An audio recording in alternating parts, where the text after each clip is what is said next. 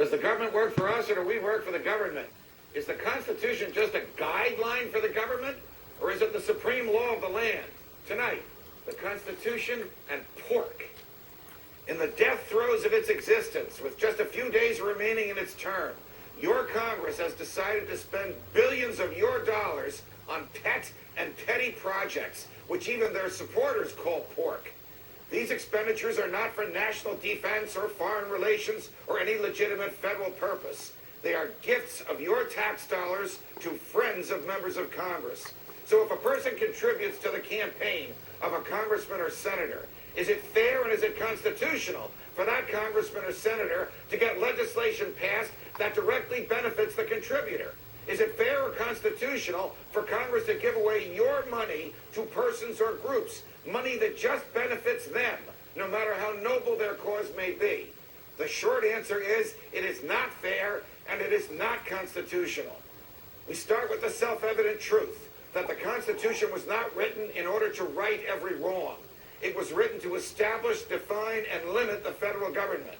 The powers in American government are diffused with truly federal concerns like foreign relations, national defense, coining money, and similar matters given to the federal government, and issues of health, safety, and welfare remaining with the states. In order to prevent the Congress from becoming a national legislature that could write any law and regulate any activity and spend taxpayer money for any purpose, the framers of the Constitution put in safeguards. They gave the Congress only 16 delegated discrete powers and instructed the Congress to legislate only in those areas of human behavior. They let Congress raise taxes, but required the taxes be spent for the general welfare.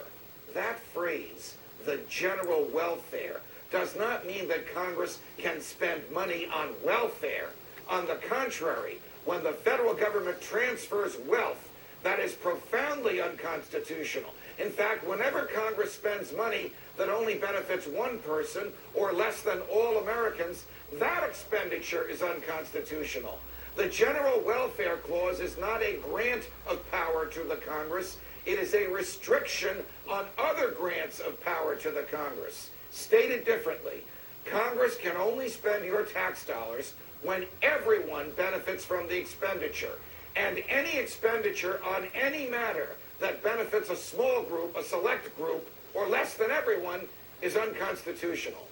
Is it even fair for Congress to give your money to its friends? Of course not.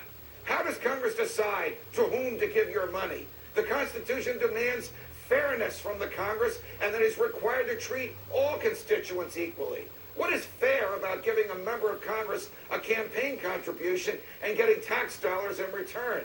What is fair about the government giving away your cash to its friends? Nothing is fair about it. It is not fair. It is a subtle bribery, and that is a federal crime. This whole system of Congress respecting no limits on its power will consume us.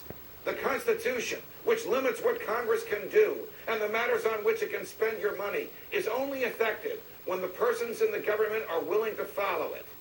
But the dark truth is that most members of Congress don't give a damn about the Constitution.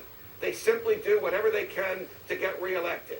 They have turned the public treasury into a public trough. They have become thieves who steal and pigs who consume.